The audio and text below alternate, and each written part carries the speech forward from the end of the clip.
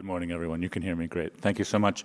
Welcome to this Friday morning panel on computing using physics, what AI can learn from analog computing. It's very nice to see you all here awake on this early Friday morning session. We have a fantastic panel here. I will be very short with the introductions because they have many laudits to their names. I hope I don't leave too much out. I'm also going to introduce them in the order that they will speak during the session that follows. Not quite to my left, but 2 spots to my left is Joost Reekveld, an artist who wonders what humans can learn from a dialogue with machines that they have constructed. Joost's work has been shown worldwide, mostly at film festivals, and other venues for moving image culture. He's been teaching in various capacities since 1996, and since 2017 he's affiliated to the School of Arts at University College Ghent as an artistic researcher. Directly to my left is Manuel Legallo. I hope Legallo, thank you, yeah. Staff research scientist in the in-memory computing group at IBM. His main research interest is in using phase change memory devices for non-von Neumann computing, and he's a member of the team that has created randomly spiking neurons using phase change materials that store data and perform computations like the human brain. Hopefully we'll hear some more about that, I think, in your presentation. All the way to my left is Francine Duchesne, Associate Professor of Ethics and Digital Technologies at the Center for Law and Digital Technologies, E-Law, of the Leiden Law School, University of Leiden Law School. She has a background in computer science, mathematics, and philosophy. Her research and her education work centers around interdisciplinary perspectives on artificial intelligence and its interactions with society. You've studied foundations of mathematics, philosophy. You have a PhD in mathematical logic. I'm a little bit in awe myself as someone with a philosophical background, but looking forward to. And finally, joining us from Barcelona, I think, online. I suppose she will appear at some point in the very near future, is Joanna Moll, a Barcelona. Yeah, there you are. I don't know if you can see us. Hello. Yeah, great. Barcelona, Berlin-based artist and researcher. Her work critically explores the way that techno-capitalist narratives affect the alphabetization of machines, humans, and ecosystems. She's presented her work around the world, renowned institutions and museums, including the Venice Biennale, Art Basel. She is also the co-founder of the Critical Interface Politics Research Group, and as well as having many other accolades to her name. Our panel today is going to work in the following manner. Each of the panelists will give a short presentation, I hope, a short presentation of around 7 to 10 minutes. Following that, we will have a discussion within the panel of around 15 minutes, and then we'll open it up for a final Q&A with the audience, also of around 15 minutes. So I think we're in for I got a sneak peek of what we're in for, so I think it's going to be a really fascinating discussion. Joost, I will already pass the floor to you. Okay, thank you. I'm going to start my timer. I'm really bad at talking briefly. Okay, well, thanks a lot for being here, and I'm really happy to be on this panel.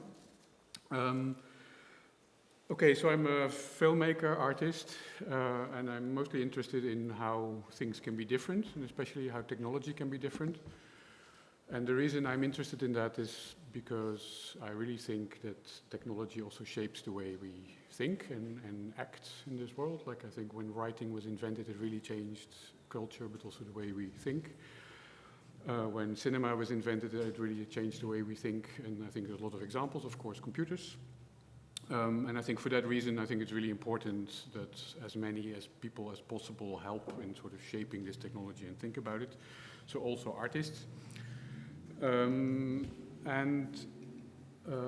So in my work, I make experimental films, so I make my own tools to make images, and at some point I realized that for me what was really interesting as a source of inspiration was to go back into history, because history is really a very rich repertoire of repository of how things have been different already, or could have been different if history would have taken another branch some time ago. And because I'm a media artist, I'm also really thinking about computing, and so I got really interested in this field of analog computing. So I want to first talk a bit about what analog computing is, or the understanding I have of it, which may be a bit different than what Manuel thinks or works with. And then I will want to talk about three examples which I think could be relevant, three examples of analog computing which I think could be relevant to think about AI. So first I want to talk about the meaning of analog. Like nowadays, recently, analog has started to mean like non-virtual. So it means like we're here in an analog fashion and Joanna is here in a virtual fashion. I mean, it's something I've seen with students recently, is that when they talk about analog, that they talk about things being sort of physical and real and material. So that's a very recent meaning of the term. The most common meaning of the term is to say that it's non-digital, so it's not about bits, it's not about things being on or off, but it's about continuous. So when we talk about electronic analog computing, we talk about computing with voltages instead of bits. But then the oldest meaning is, of course, that it's about analogies. So it's about simulating or using an analogy between one physical system and another physical system to learn something. And what I find ironic is that that oldest meaning is more about some kind of virtuality, so in a way it's more or less the opposite than the very recent meaning, which is about things being real. So if you go to the history of analog computing, what I found super fascinating is that you have this sort of sprawling fauna of like 50 or 100 different approaches to simulation computing. Like there's all kinds of weird stuff, which I found super fascinating as an artist, as inspiration. But if you go into that fauna, there's also lots of approaches of thinking about what computing is, what simulation actually is. And what I found really interesting are the differences. So one of the differences is, for instance, that instead of having code and an algorithm, basically all these ways of analog computing are about configuring some kind of material thing. So like a network, a circuit, a material, for instance. So it also means, for instance, that there is, in these ways of computing, there is no memory other than the actual state of the system we have. Like there's no separate memory store. And what I found mostly also very interesting is that you have this decades-long tradition of thinking about computing where the word information is completely absent, like it doesn't figure at all, because it's not about coding, it's not about symbolic representations, it's about working with configurations. So if you go to this, I'm already a bit worried about the time, but okay. So if you go, so if I want to talk about three examples, I mean, because we're talking about materiality, I brought some stuff. So the first example I want to talk about is something which is called direct analog computing. So I have this weird sort of sheet here. And this is a sheet of conductive paper, so it's resistive paper. So it's basically just flimsy, weird paper from the 1950s. And it has a layer of carbon on it. And if you put electrodes, and if you put voltages on these electrodes, you can measure the potential, like the voltages sort of, the electrons sort of spread in this paper. So you can measure the potential at different locations. And if you trace the lines of the same potential, you get these lines. And so basically what this paper does, it solves an equation about how to spread these electrons between these electrodes. And the same equations which describe this process also describe the flow of heat between sort of heating or cooling elements, or the flow of air around objects, so for instance airplane wings, for instance. So this is a technique which has been invented like almost a century ago to model aerodynamics, basically. So this was quite widely used in aerospace research, but already in the 1920s, so that's really a long time ago.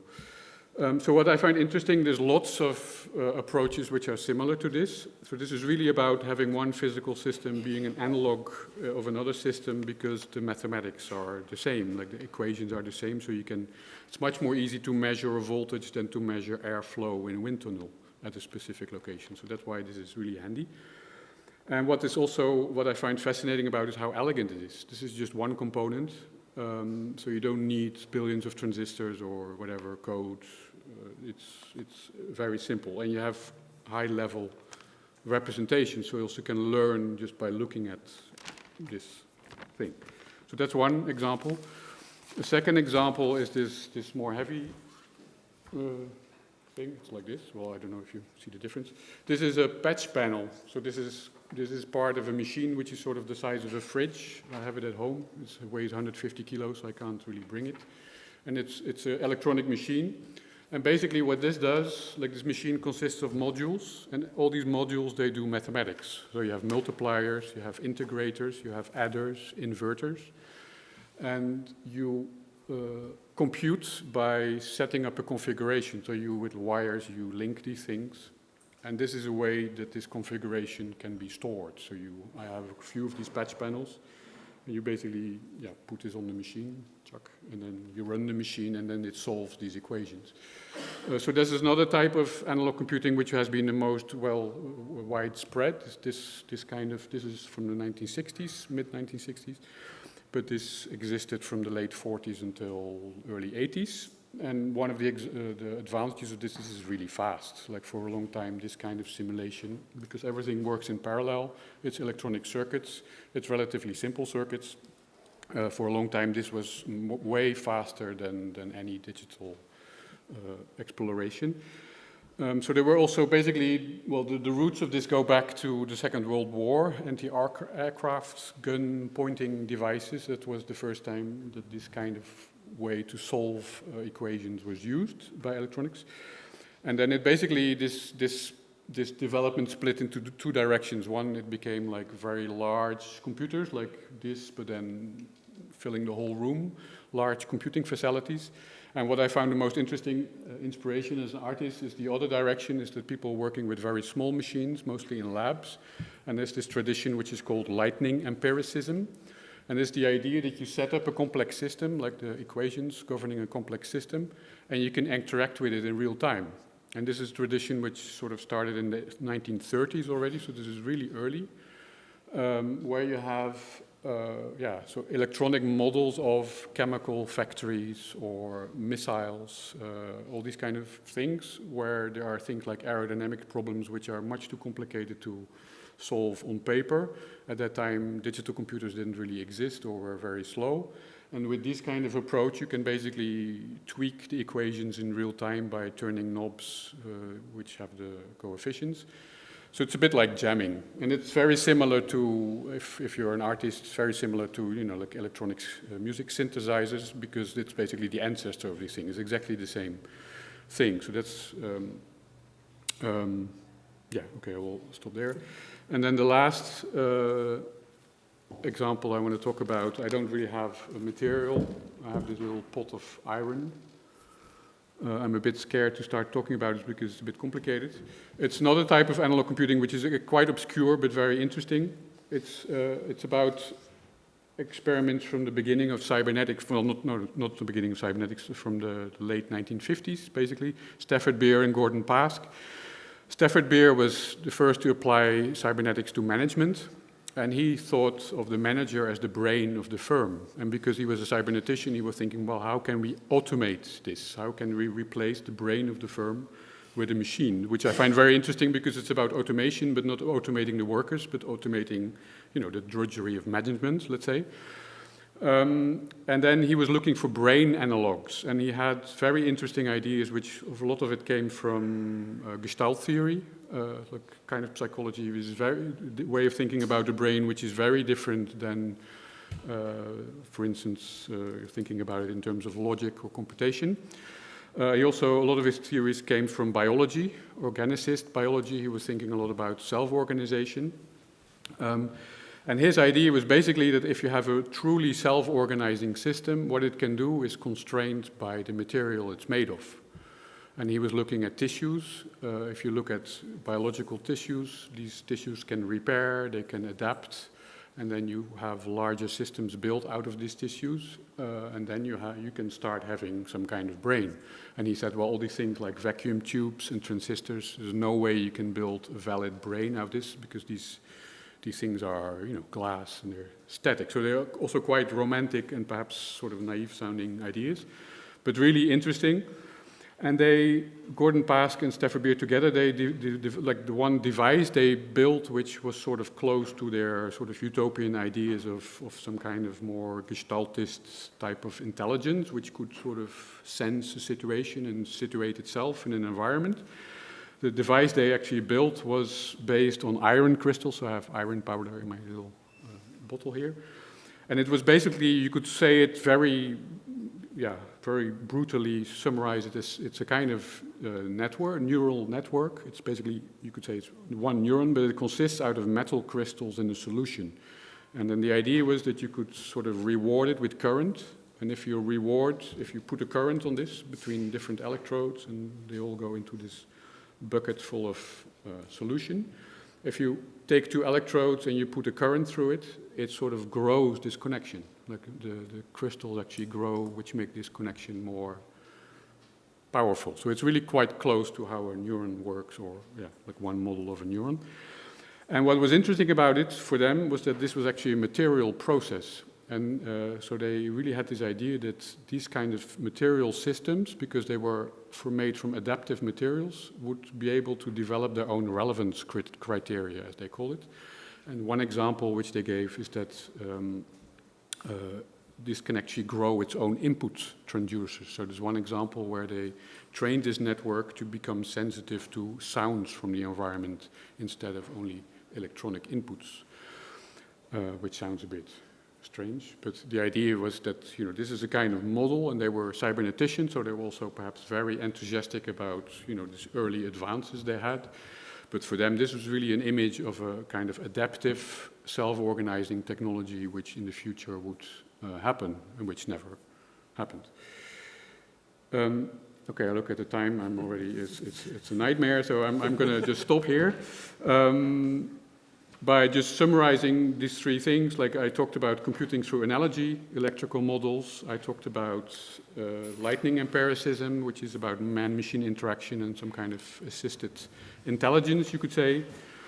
And then I talked about more or less fuzzy utopian visions of sort of non-human thinking rooted in materials.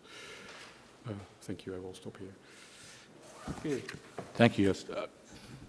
Sure. To you, Manuel. I will follow up on what Jules presented. So essentially, he basically showed, the ideas that people had in the 50s or so about analog computing, which of course none of the ideas took off in the end when people realized that digital computing could do all of this in a much faster way, and also it was a much more scalable solution than using these type of devices, right?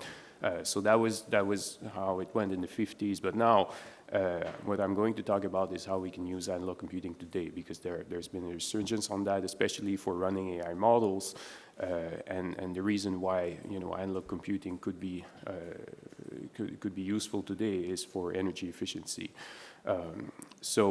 When I was motivating the work I'm doing about many years, like 7 years ago or something, I was using a study that was done at IBM when they showed that training one AI model to recognize images from the internet consumed the amount of energy equivalent to 2 weeks of home energy consumption, which already I thought was quite significant. That was 7 years ago. Now I looked recently today whether to see the situation changed, and I found a bit different numbers. So today, these million of queries to ChatGPT, they actually consume the amount of 33,000 households. We went in the past from something that, just training one AI model is 2 weeks of home energy consumption. Today, these million of queries to a large language model is 33,000. So there's a factor of 1,000 there. So that means in 7 years, the energy demand for AI is increased by a factor of about 1,000 or even maybe more. And that is significant. And the reason for that is because the AI models are growing exponentially. So the size of these models is growing. And of course, the hardware that we use to run these models is not becoming more efficient at an exponential pace. It doesn't keep up with the growth of the AI models. So, and that is why, so basically if the models grow by a factor of 1,000, we need 1,000 times more compute power to run these models if we don't do anything about the hardware that we use run the models. And you know, the fact is that if we use digital computing is kind of plateauing a little bit, like in a sense that, you know, we still keep on making the transistors smaller and smaller, and that continues actually. It's not stopping. We are now at 5 nanometer transistors. It's going to go down even more, even go down to 1 nanometer or so. So there are proposals on that. But what doesn't scale is the fact that in the current computers, we have a memory and a processor, and they are separated. And whenever we want to do a single computation, we need to transfer data from the memory to the processor. And these data transfers, they end up consuming 100 to 1,000 times more energy than the single processor operations. So the processors are very efficient. The memory is also efficient, but the problem is transferring data between the two. And that doesn't scale with transistor size. I mean, so this is not something that that you can do much about. I mean, the only thing you can do is bring the computing closer to the memory. So this way you can reduce the energy consumption. But there's a limitation to this. I mean, so yeah, and this is why, you know, analog computing as kind of research today is because by using analog computing, then we could use the memory as a processor. So basically, by arranging memory devices in a certain configuration, like in a form of a matrix, we can do analog matrix multiplications by inputting voltage to the memory array and measuring the currents at the output. And in this way, we don't need an external processor to do the computation. We literally do the computation inside the memory. So that means we get rid of the data transfers, which, as I said before, they consume 100 to 1,000 times more energy than the compute operations. So this is why today there is a resurgence in this kind of analog computing for doing certain operations. I don't think it makes any sense to build a full analog computer that can do everything that could replace a digital computer. That doesn't make any sense. I think digital has been proven for 50 years to be more scalable and very efficient at doing many operations. But for running AI models, 90% of the workload of AI models is matrix multiplications. And we know even from digital studies that these matrix multiplications can be done in low precision. Neural networks are resilient to noise and imprecision in the computation, especially for these matrix multiplications. And that is what we are trying to accelerate in analog by doing, these, what I just explained. So using circuit laws to do matrix multiplications inside the memory. So this way we can, have the parameters stationary, they stay in the memory, we don't use an external processor, we don't need to transfer the data back and forth between the two units, we simply do all the computations inside the memory. So yeah, basically the essence of my research is to build chips that do, this type of analog matrix multiplications and apply those chips to run deep neural network inference. So the first chip that we built, the first prototype made the cover in Nature Electronics last year, and we showed that, we could run relatively small models, like 1 billion parameters or so, on these kind of chips and get good performance. But now, of course, we want to push this technology further, so what we need to do is to be able to scale up these chips to have, ultimately maybe 1 billion of weights stored on a chip of this size, So that means you could have an entire large language model stored in a chip like this that would consume the power of maybe a toaster or something, So that's kind of the dream. Whether we achieve it, I don't know, but that's what we are aiming for. So really have an extremely dense memory array that can do, all these computations in analog, and so that we can, hold very large models in a tiny chip. So with that, I think I can pass to the other speaker. Thank you. I have a lot to say, but I will try to keep it. Manuel, you bought us a bit of time, so yeah, that's what I thought. I would. But it also inspired me to make a lot of links to the very rich, okay. as you pointed out, the rich background I have. I have a background mainly in a very abstract world, the world of foundations of mathematics, where you think about what is computation on a very conceptual level. And I, over the years, made it into thinking about how those very abstract notions through technologies like artificial intelligence nowadays, or, well, what we refer to when we say artificial intelligence these days, has made it into more of a kind of an epistemological standard for how we perceive the world. And I find this panel really interesting and thought-provoking because it brings us back to embodiment, which is part of the frame that gets lost when we buy into this idea that through computational tools we can make our lives easier.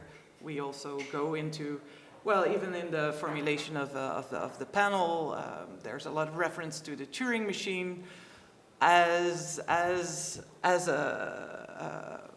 concept with societal implications, even when it was never, if you ask me, I've read the biography of Alan Turing 3 times when I was a student. I was completely fascinated by it. But it was, so the concept of the Turing machine, I think aspects of that have a very important influence in the way we understand the world, the way we understand the technologies that we do now, when it wasn't intended. And let me try to organize my intervention a little bit more.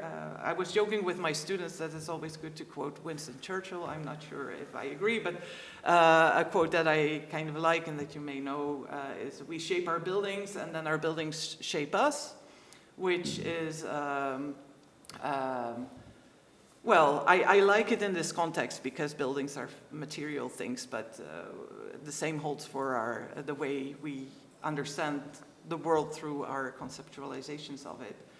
And I think we are currently living in an age where the building of digital technologies and the idea that abstraction and computation buys us a way out of all kinds of frictions and complexities, and chaos is a word that I took from Joost Rekveld's interviews in the program book. Abstraction as a way out of maybe embodiment, and I really like this panel because it puts our attention, but maybe we can learn things from the physical, material, embodied world. And in the prompt of the panel, if I may make that pun, in the prompt of the panel, there was an allusion to Turing machines being universal machines, or at least it says Turing machines are universal. I think that concept of universality that was meant by Turing to capture a concept in a very abstract world is now being taken as maybe even an aspirational goal or a hope that we now can make things that are universally effective. So Turing machines, if that's the basis of our computational machines that we rely on so much, if these are universal machines, then wouldn't it be good if we could make standards for these universal machines, because then we solve all problems at once. And what I think is interesting about the time that we live in now is, well, we bump into so many frictions that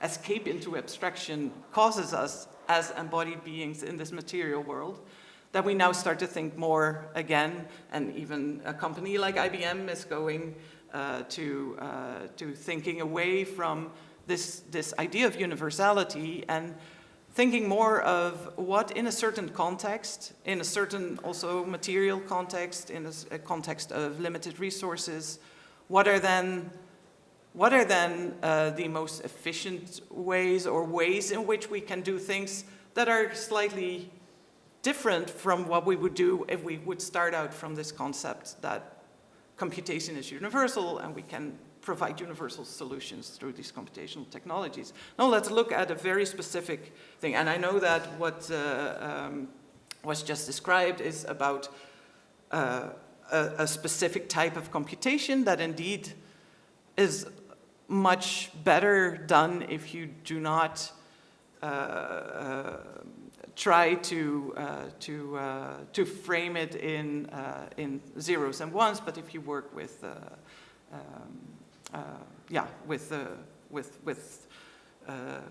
analog states. I think to a large part we are, so the idea of computation can provide us universal solutions, abstraction can move us away from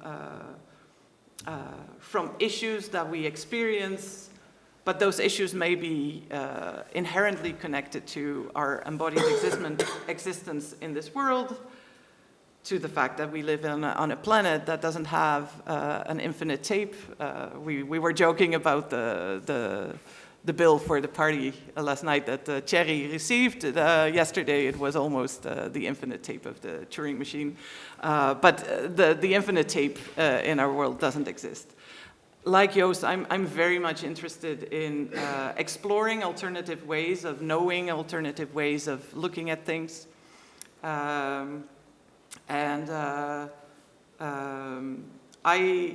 think it's really important for us to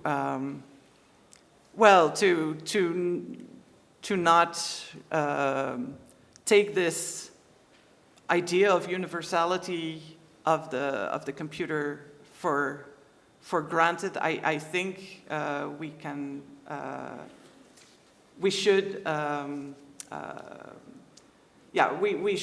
look at alternative ways that maybe do not strive for universal applications. I talked myself a little bit into a dead end. There's so much more I would like to say about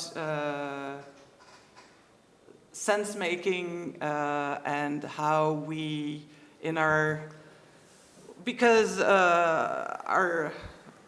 the building of AI has also shaped us into thinking that our experience of the world goes through the things that we read on our screens, so in particular language, and that our sense can be reduced to utterances.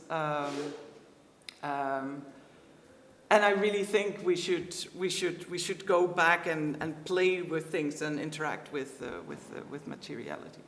I think I should leave it here because I think also Joanna has a lot more interesting and thought-provoking things to show us. Thank you very much, Francine. And I think we'll have a chance to hear more of your thoughts during the discussion. So don't despair. Yeah. Are we able to bring Joanna up onto the? Yes. Hello. Hello. Great. Morning. Very nice to see you, towering over us. Yeah, I'm very big, aren't I? Anyway, my internet is a bit unstable. I'm in Cologne right now. It's really raining, so I don't know. Maybe some microchips are a little bit angry. I don't know. So I'll do my best. I have a presentation because I think it's just gonna be easier for me to talk like that. Yeah, can you see the presentation? Yeah, I can see that you can see it. Okay. As we agreed, the preparation of the talk, I'm going to present an artwork which talks about how the increasing, like a potential correlation, is pointing at the potential correlation between the increasing of computational power and the loss of biodiversity. I'm just going to try to make the point crane by crane. So a lot of times, as Manuel already pointed out, and now Francine as well pointed out, like there's this embodiment of digital technologies that a lot of times are very left out from the discourse, basically from the public discourse, when it comes to talk about computing, right? It seems like computers come out from nothing, and increase of computational power is also sort of magic, right? But indeed, it has like a very embodied nature and a heavy materiality.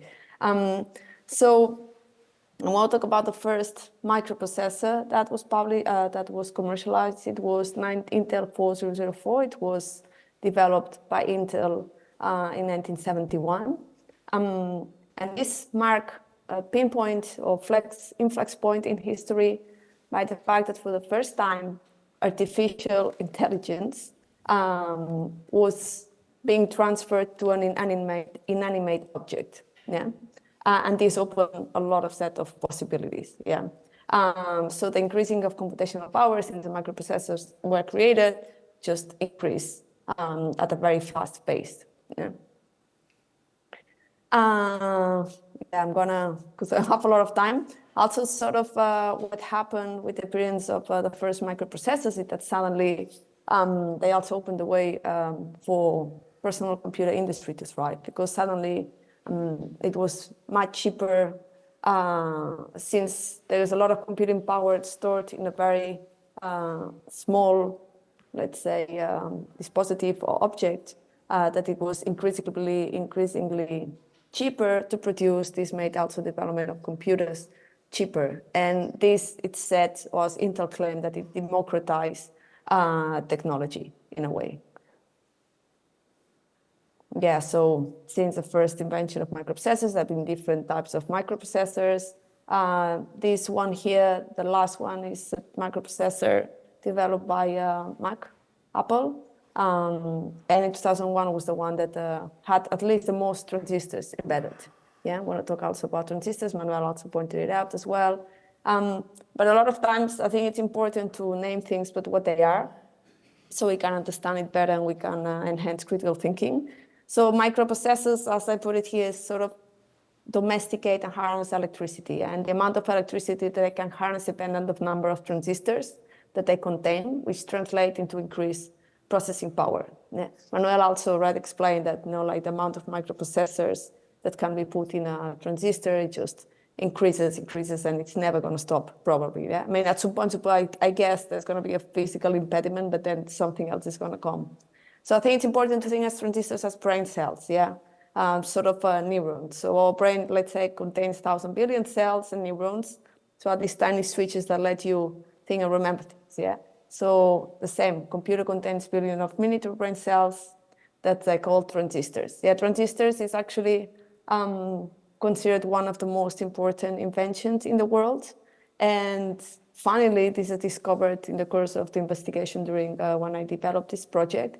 It's also the most manufactured electronic device in the world, in history, yeah, because they're very, very, very, very small. So basically, we are basically surrounded by transistors, but we are unable to see them. And something that is so important for the development of society, I would say development of capitalism at large, it's something that it's impossible to see. I think that's also interesting because the embodiment of this technology also disappears. It fades away. It turns into an abstraction because we are unable to have a physical relationship with them, right?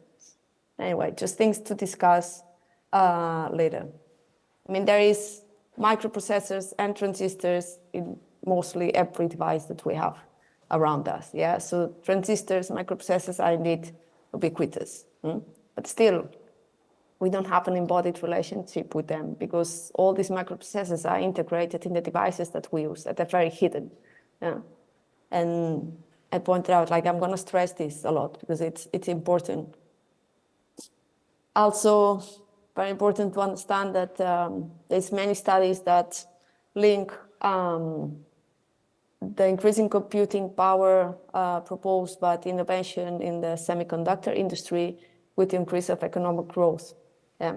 And this is also a link that we might do it because we are in sort of a bubble and we know these things, but it's not something that is very widespread to the general public in general. And I think that's also an important fact. I tend to laugh, right? The end of increasing computing power is going to be the end of capitalism. Yeah. Who knows? Maybe. So here it's a very well-known Moore law where it refers, it's not a law, it's more like an empirical observation done by Gordon Moore, one of the founders of Intel, I think. So it refers to this perception that the number of transistors in a microchip doubles every 2 years, although the cost of these transistors, microchips, is halved. Yeah, and again, it's going back to referring that that's why the personal computing and the electronic device industry at large has been able to thrive and to grow at a very sort of intense rhythm. Yeah, because all the components that are placed into them, they're becoming smaller, more efficient, and cheaper to produce, and more available. But as like there's this increasing of computational power, a lot of increasing on all the things that we have produced or that we are able to produce. Yeah, it's just not about knowledge, but it's just about things. There is this study that was published in Nature, this paper in 2020, where it talked that the amount of the anthropogenic mass on the face of the earth, anthropogenic mass accounts for all the artificial objects that we have built in the history of humanity, starting from 1900, the first industrial revolution, just has become more heavy than all the collective weight of the biomass on the surface of the planet, right? And this also speaks a lot about how the planet is not able or less capable of regenerating itself, yeah, because it doesn't have enough space to do that anymore, and the means. Yeah. It's also climate change curves, it's also increasing. Extinction curves are also increasing. And the main idea of doing this project that I'm going to show you a few pictures now, and I'm going to leave it at that, was that from 1970s, there was this observation that when the microprocessors appeared, there was this observation that the extinction rates at where animals were disappearing also increased and accelerated drastically. Yeah, and I found that it was like a very dramatic, no correlation, but was worth exploring in a way. And yeah, I'm just going to show. Yeah, that's a project I did. It turned out into a massive, it's like almost 8 meters by 3 meters. I don't know how you like board, where I put just a taxonomy of insects. I did taxonomies of insects and microprocessor, and yeah, it's a bit hard to explain, but I'll do my best. So what you can see here, there is microprocessors here, and I just, like throughout the years, I counted microprocessors in 1971 until 2021, and how slowly microprocessors were occupying the space of insects. Yeah, this, of course, it's poetic. I just like to give like a sense of like, like our technosphere, it's just very cannibalistic with the ecosystems that actually give this technosphere life, because we need a lot of natural resources to produce microchips. Actually, microprocessors is one of the most polluting devices to produce in the world. It's a very, very, very complex process. So I did this comparison, and this comparison with insects, it didn't come just for free and just because it looked good. So let's say, in very vague terms, yeah, if we would have 2 pyramids of life, this is not possible, yeah, but let's leave it like that. One of technological life, one of biological life. Like insects and microprocessors could be very much in the same level, in the sense of the functions that they fulfill, right, in these ecosystems. So microprocessors, transistors have technological ecosystems to thrive. And insects also prepare all the biological base so the terrestrial ecosystems can also thrive, yeah, and expand. So, yeah, I'm going to leave it at that. I hope I didn't eat too much time. But yeah, that's the project. Thank you. Thank you so much, Joan. Timing was perfect. When you have a moderating role, at the end, all you care about is the timing, right? So, but thank you very much. Now we want to open it up for some discussion between our panelists. Can we get Joanna back on the? Can we get her? She does. We leave you on the screen if you don't mind. Yeah. Okay, no, it's good. It's Thanks perfect, very much. Yeah. I want to start off with a question to the 4 of you, and it's in a way a return to the initial question that phrased the whole panel. What can AI learn from analog computing? And I thought it was a clever question, and then as I listened to your presentations, I got more and more confused about how we might even go about thinking about this question. What the learn means there, and also what, I don't want to get into the question of what AI is, but what would it mean for AI to learn something from analog computing? So before I go too far into my own perplexities, maybe I quickly turn it over to the four of you, and if you could each just give us, before you start to ask each other some questions, a really quick, is this, can we address this question? Can we answer this question? Do you have an answer? Do you have some response to this question? Or is it the wrong question to be asking? Is there another question that we should be asking? Or a slightly different question that we should be asking? And Joanna, if you don't mind, I want to go first to you for a response to that. Okay.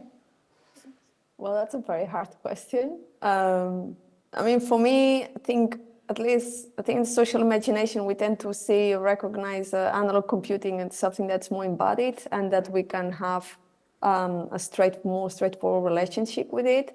But after hearing Manuel talk about it, I don't think it's going to be the case if analog computing is going to, again, be embedded in a very tiny portion of microchip and be very hidden, right? In some layers of computer software, hardware. So, yeah, I would say that that's like the social imaginary that we have of analog computers, but I'm not sure that's totally right. Sorry, I couldn't answer very sharply, but. No, that was great, thank you. So, I mean, I think if I take one thing away from what you just said, it's this term social imaginaries. That analog computing has something to contribute to our discussion of AI in terms of how it can shape our social imaginaries in a different way. And I think that comes back to also points that were raised at the very beginning by Joost, also by Francine, and to an extent by Manuel as well. Yeah, great. Yeah, so thank you for going back to the title of the panel, because of course every concept in there raises questions, and maybe also I realized during our presentations we had slightly different first interpretations of those terms. I took AI as, I wrote down here the social construct, but let's say the socio-technical, well, all these words that I used, they raise a lot more questions, but the social technical movement in our society that works on something we call AI.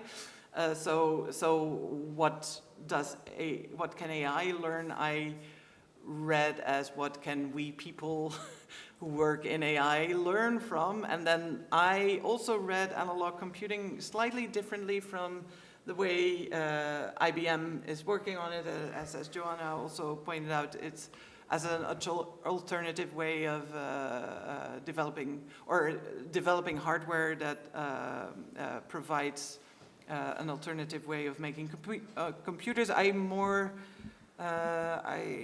not sure if you brought it up that analog these days now refers to an opposite of digital. I took analog to be like more embodied, and as Joanna also pointed out, and maybe an inspiration from what embodied forms of existence, how we perceive them to do something that we would call computing. I think what AI as the socio-technical movement or development or community can learn from the more embodied forms that we would also call computing, I think, is to, and then I go back to this idea of the universal machine versus, and also artificial general intelligence, like this push for making things general and also context-free. I coming from logic, I'm very sensitive / aware of trying to make questions context-free, where most of the questions that we are faced with in society are very, very context defined, and I think there's also a lot of value in context. And I think what we see, if we look at how other species like animals or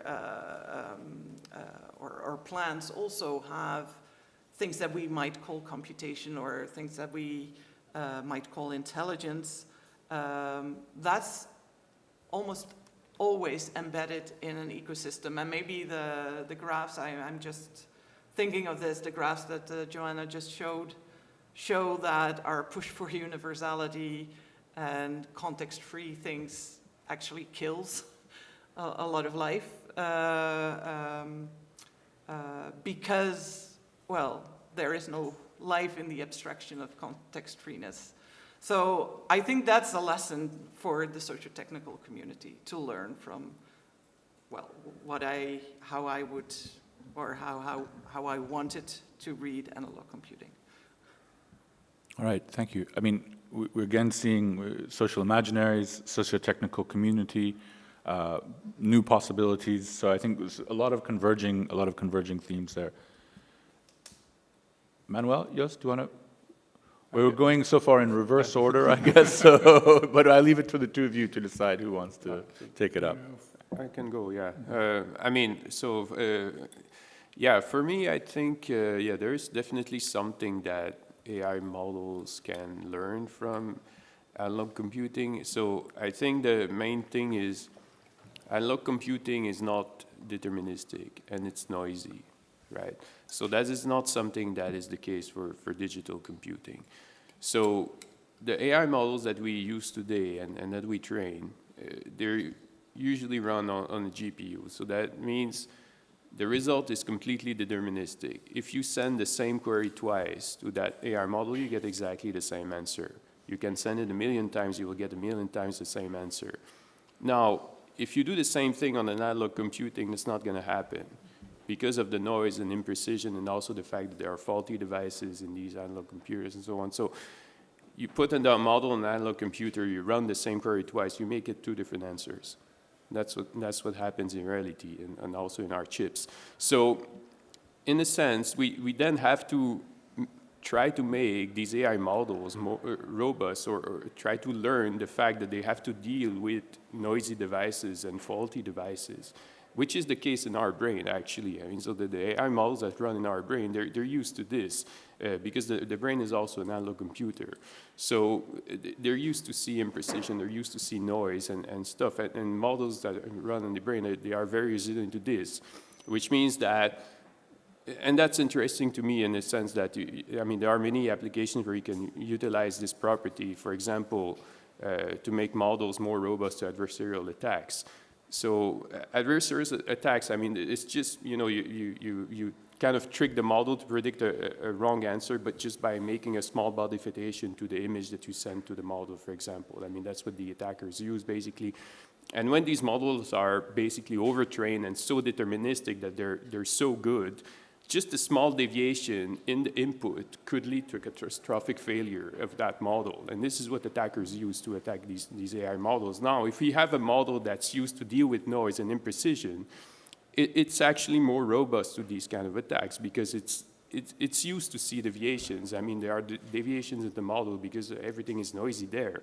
So that's what's interesting to me, I think, when we deal with these analog devices. We have to sort of train the models in a different way to make them robust and used to the noise on the that is on the device at which they will run on. And yeah, there are interesting applications, I think, to this. Yeah. Yeah, to answer the question, I mean, I'm partly responsible for that question. It's a good question, I think we've seen. Yeah.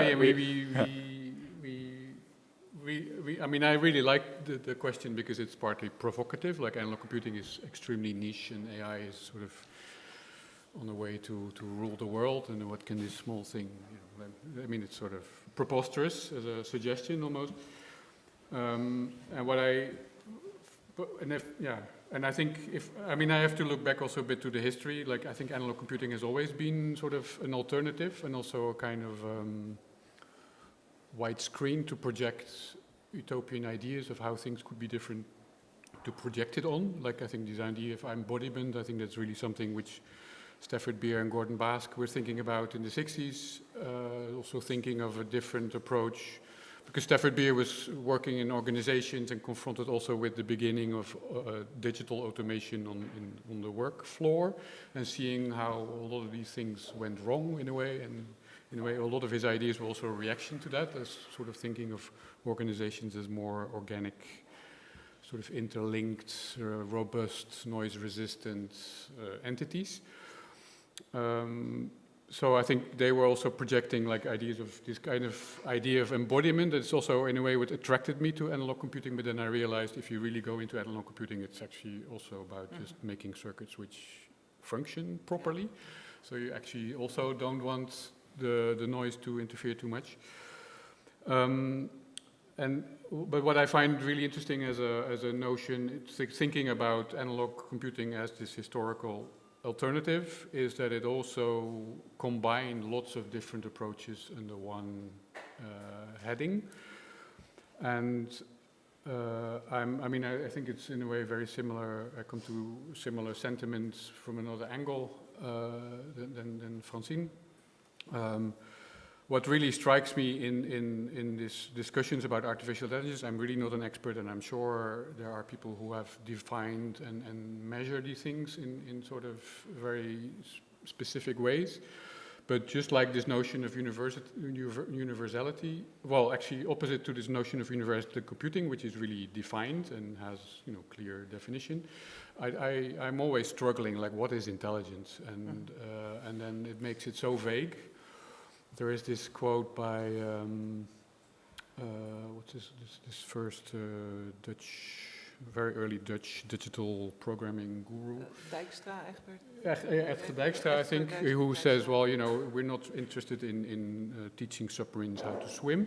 Something similar to that. Like, we don't think of submarines and boats as swimming, so why would we think of computing machines like thinking or being intelligent?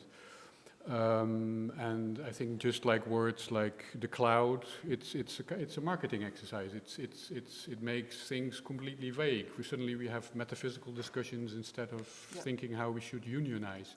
There are things about this word which makes a lot of questions. I mean, also really interesting. Like you get into philosophy, but also troubles things a lot.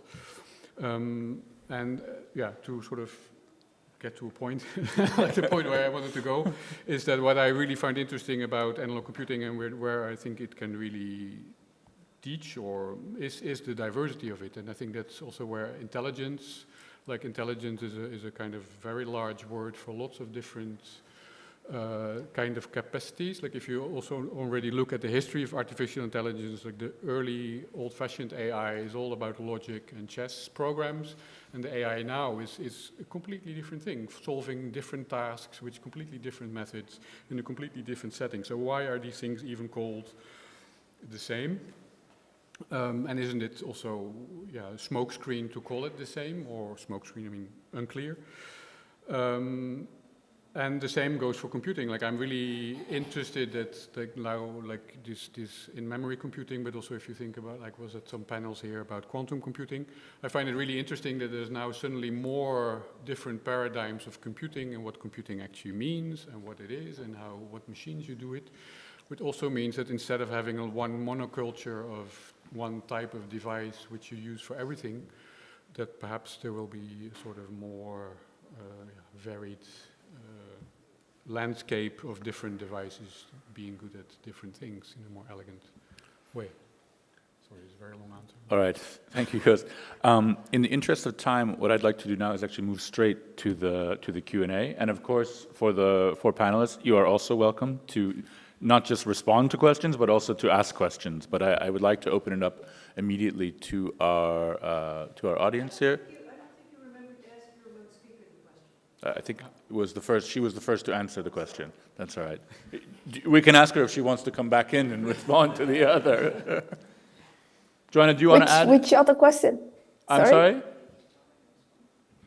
Did you already respond to yes, you did, I think, to the first question of what can, yeah, that's right.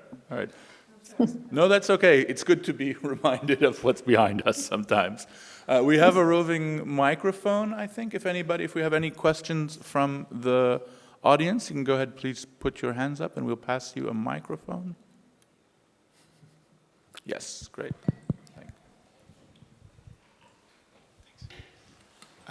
Could I maybe, like we've been talking about microprocessor and how that could be analog, or like not how that could be analog, but like could we also scale it into like the to try another definition for analog computing, like how water is necessary for computing, and how could we?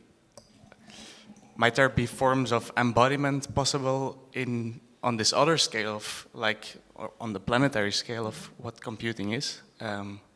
Like thinking of anatomy of an AI system, like what's necessary for computing and how could we get more embodied on this scale maybe? Like, is this something you think about, like what we can learn?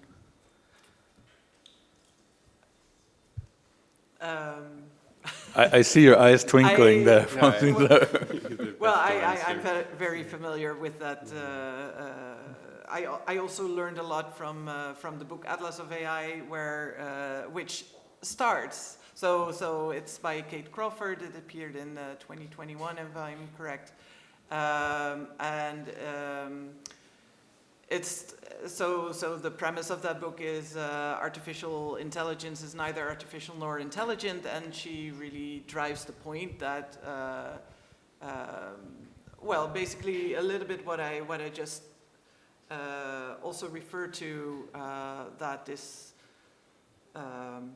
well, that building of abstraction that we all are attracted to because it would remove so many of the problems we have. It actually creates a lot of problems of embodiments and physical resources, including human labor that is necessary for this artificiality. So this machine to be intelligent requires so much human labor that we don't want to see because we are so mesmerized by, wouldn't it be great if some abstract, like with the word cloud, she also mentions that, this abstract world, couldn't we move to this abstract world? I'm not sure if I know what your question is, but if the question is focus on natural resources also something that current AI research or the project of socio-technical project of AI could learn from analog computing, I would say I think it actually should. Also in terms of, I think you just referred to monoculture. If we look at nature and how monocultures is actually also not good for sustainable life, I think those are, so putting everything on machine learning means that we are wasting the water that's already very precious. We're usually using it or using it up in places where we, the Western world, don't have to bear the consequences, so we can live in our abstract dream, continue living in our abstract dream. So if your question was, is this something that AI can learn from analog computing, I would say yes. If more in a literal sense, like are there natural, let's say natural computing in plants or something that have a more efficient way of using water? There are some very strange, I mean, I'm interested in these things because they're Yes. very poetic, but I know there's Well, I'm louder than ever before. We have quite a few questions, Yeah. or we have some questions lining up. So, okay, more coming now. Okay, yeah. I want to just let's. Hi, my name is Mark Val. I'm a security specialist, and I was wondering, I have the impression when I follow a little bit what's happening in the computer world that there's also a tendency to integrate again the analog computing in nature and in humans. If you see what they're trying to do to connect people with IT or IT with people. And that leads me to the question, well, when do you think that the analog world and the IT world will start to kind of melt into something that becomes very indistinguishable in terms of, the word transcendence is sometimes used, and how do you see that? Because I have the impression we're going back to the integration of it all so that you don't know what is what anymore.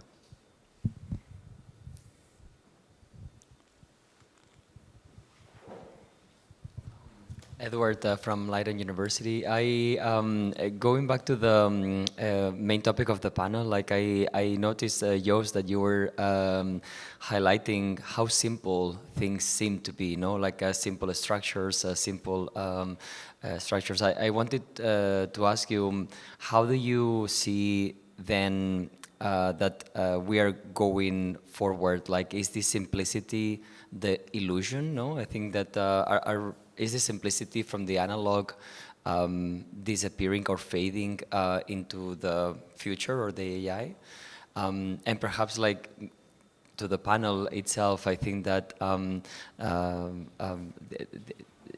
the artist showed like very clearly like what are like the how one of the impacts that like this evolution is having on Earth.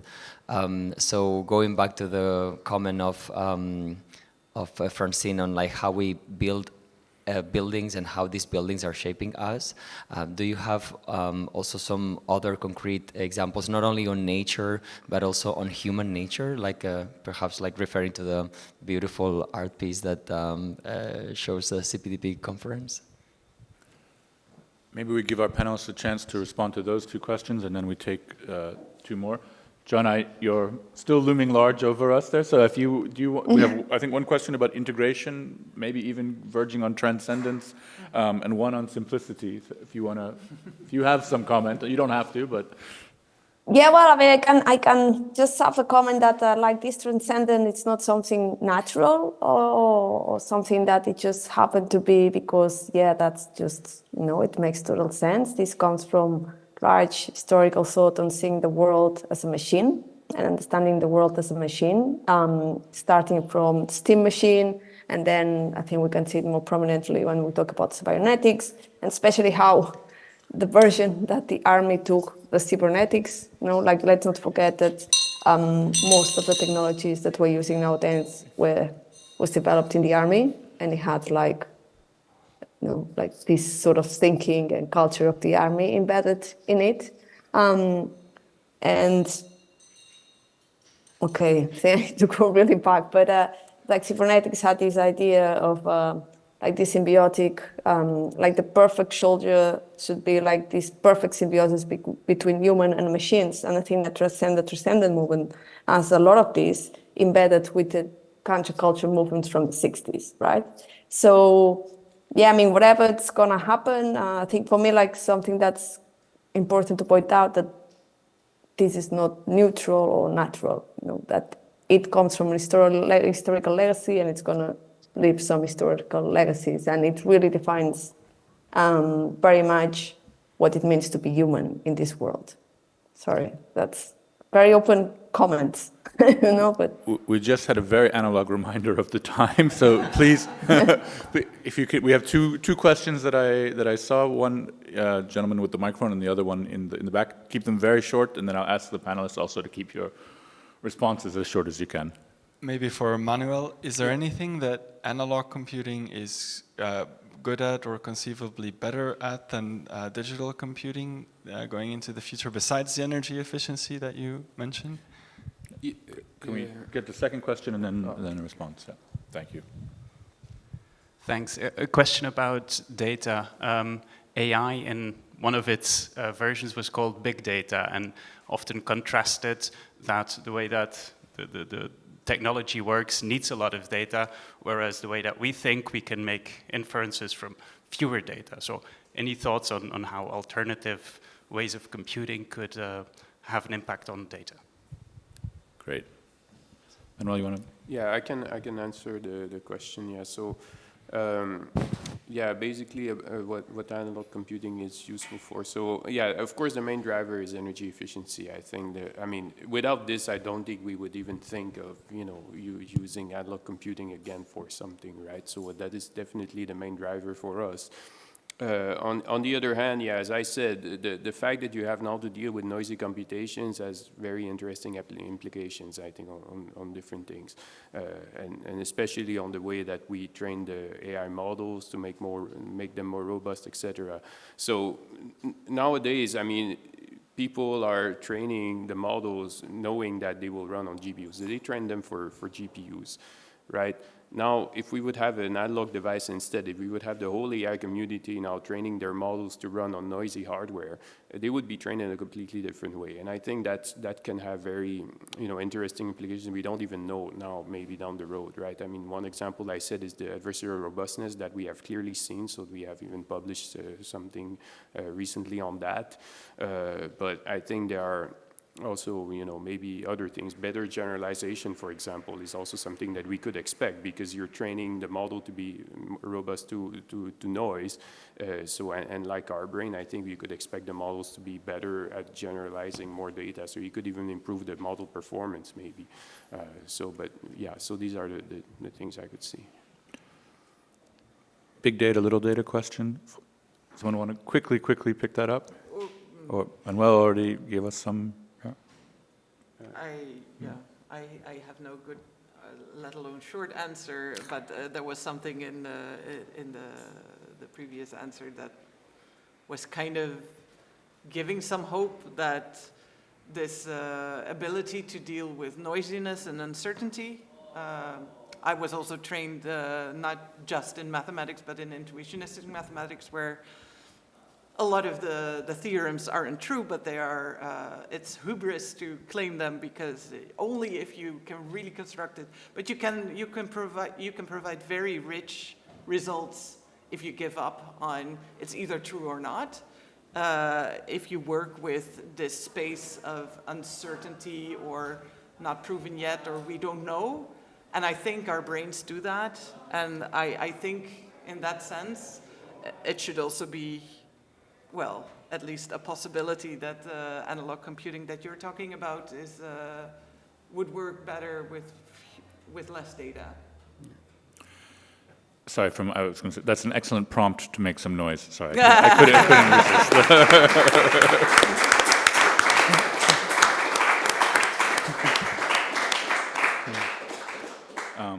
We're right on time. Thank you very much.